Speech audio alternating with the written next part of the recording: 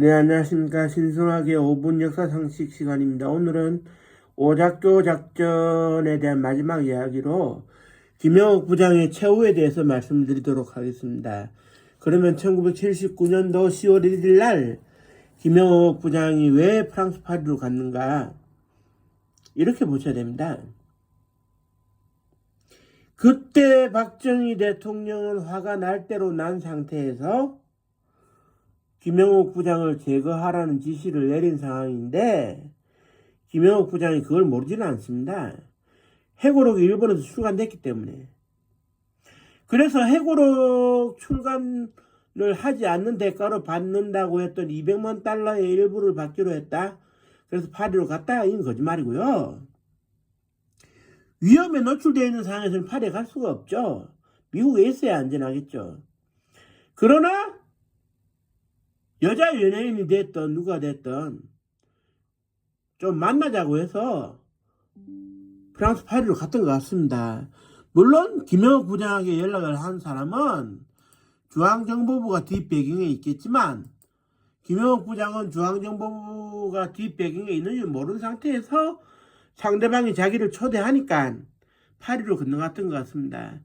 거기에다가 파리에 있는 주불 한국 대사관에 공사했던 이상열 공사가 육군 소령으로 군대를 나와야 했을 때 자기가 중앙정보부에서 거둬주고 키워준 사람이었거든요.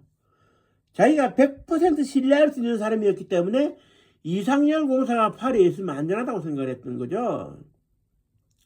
그래서 파리로 건너갔는데 이렇게 보셔야 되는 게 김영옥 부장은 최고급 호텔 스위트룸이면 묵지를 않았어요. 그런데 이제 드골 공항을 이용하다 보니 가장 가까운 데 있는 호텔 중에 그나마 제일 나은 데가 리츠 호텔이어가지고 리츠 호텔에 묵고 그랑테르크 카지노까지도 가고 그랬었는데 물론 이때 이상열 공사하고도 같이 갔던 것으로 기억이 됩니다. 그런데 그나마 리츠 호텔은 시설과 보안이 안전했는데 김영옥 부장이 만나고자 했던 그 누군가가 주변에 눈에 띄지 않기 위해서 조용한 웨스트 엔드 호텔로 옮기면 좋겠다. 단둘이 만나자. 그게 좋겠다 해가지고 여기에 속아 넘어가가지고 웨스트 엔드 호텔 그 405실에 짐을 풀었어요. 그리고 나간 다음에 영원한 실종을 맞이했는데 제가 보기에는 그렇습니다. 그 누군가를 만나러 가는 그 자리에 누군가가 있지를 않고 중앙정보부 요원이 기다리고 있었던 겁니다. 그래가지고 김영옥 부장은 납치를 당해가지고 한국 대사관에서 마취된 상태에서 대한항공 비행기에 실려가지고 드골공항의 화물행랑 그러니까 외교행랑편으로 가장이 돼가지고 드골공항을 빠져나갔던 것 같은데 외교행랑으로 나갈 때는 잘 짐 검사를 안 하거든요. 거기에다가 그때 그 프랑스 파리에서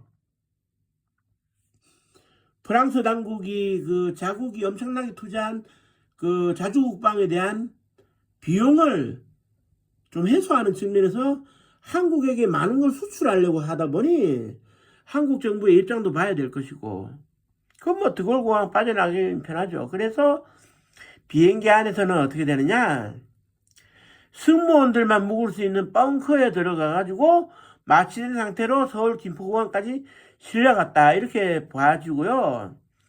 그 직후에 곧바로 이제 김영옥 부장이 청와대 지하 벙커에 가가지고 박정희 대통령이 지켜보는 앞에서 김계훈 비서실장, 차시철 경호실장, 김재규 중앙정보부장이 지켜보는 앞에서 공군 대위 모 대위가 쏜 총에 맞아 사살됐다.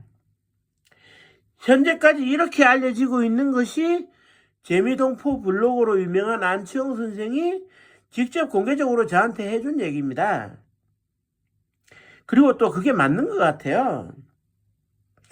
지금 국가정보원은 2005년도에 가명 신현진 이만수가 외국인 동유럽 조폭 2명을 동원했다고 하지만 이렇게 엄청나게 보안이 유지되어야 되는 이 건을 어떻게 외국인 조폭 근본도 모르는 사람을 동원을 합니까? 말이 안 되는 거죠. 중앙정보부 내에서 지도서도 모르게 해치워도 시원찮은 판에. 물론 그때 당시에 김영욱 부장의 처형 장면을 찍은 비디오도 있다고 그랬는데 아직까지는 뭐 비디오가 공개가 안 되고 있으니까. 다만 이거는 제가 분명히 말씀드릴 수 있을 것 같아요.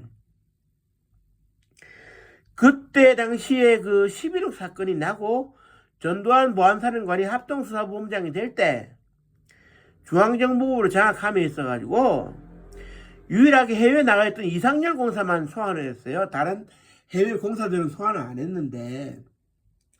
그래 이상열 공사가 전두환 보안사령관을 만나가지고